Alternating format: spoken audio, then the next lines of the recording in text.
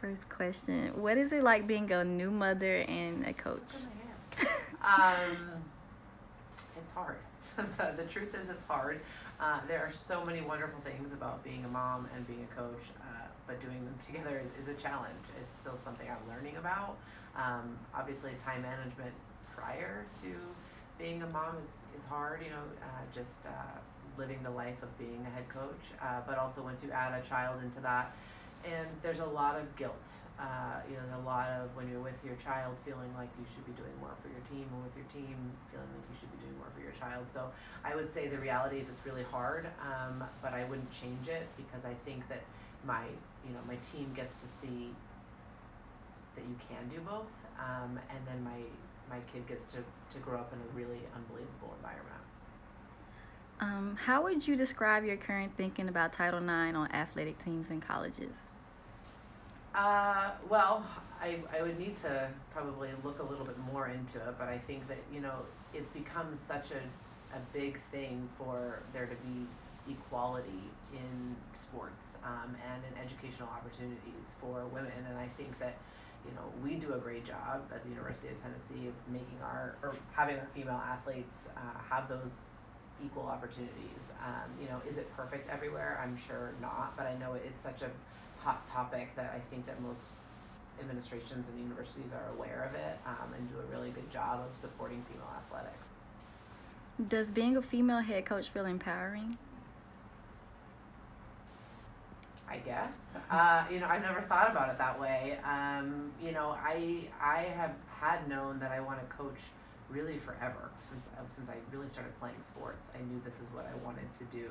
So was I natural at it? I don't know, but it was something I always knew I wanted to do. I never really had a backup plan for coaching, and so I love it because I'm a female and I get to coach females, and so I get to recruit young girls. I get to watch them grow up a little bit more in college, and then I get to see them afterwards when they're when they're moms, when they're wives, and they come back, and it's just such a cool thing to be a part of. So I guess in some ways, yeah, empowering. I look at it a little bit more like, I see myself as a role model for them, or I hope to be. Were there any female head coaches when you were growing up for you to look up to?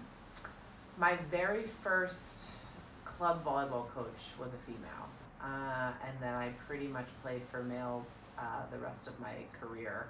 And then I worked for my very first college head coach that I worked for was a female, and then I worked for another one. So I've had a couple, and I think it's so important for females to see female coaches so they look at it as a viable position to have when as they may want to be coaches. And I think if you want females to be coaches, they need to be able to see female coaches. As a female head coach, has there been an instance where you feel as though you inspired your young girls that they can be strong enough to lead a team? Maybe, probably. I don't know. I think that for me last year, just being pregnant, and coaching a season being pregnant, I felt like that was an important thing for our players to see, that you can be a mom. And I said earlier, you can be a mom and you can have a career and you can do both of those things. There's so many females that get out of coaching because they want to have families, and I think there's a way that both can coexist. And again, not that it's easy, but I think both can happen. So my hope is that just our players being able to see me go through it is inspiring to them in some way. What have you struggled with while being a coach? Like, what causes the most stress? I don't know if there's one thing. There's a lot of things. There's a lot of day-to-day things. One of the lovely things about this job is that no day is ever the same, and one of the hard things, I think, at the same time, is that no day is ever the same. So there's a lot of unexpected things that can kind of come across your desk, when you're dealing with college kids as they grow up and they learn. So there's sometimes tough decisions or tough conversations that have to happen. But yeah, that's probably about it. Since coaching positions are typically male dominant, was it intimidating when you first became a coach, and especially like a head coach? Honestly, no. I never looked at it as I was intimidated. I knew I wanted to coach. I had a lot of really good mentors. I had a lot of people that believed in me. I think that helped me believe in myself a little bit. So I never had an intimidation factor. This is what I wanted to do, and I felt like if I, worked really hard at it, I could eventually get there, and here I am. Have you faced any stereotypes of being a coach?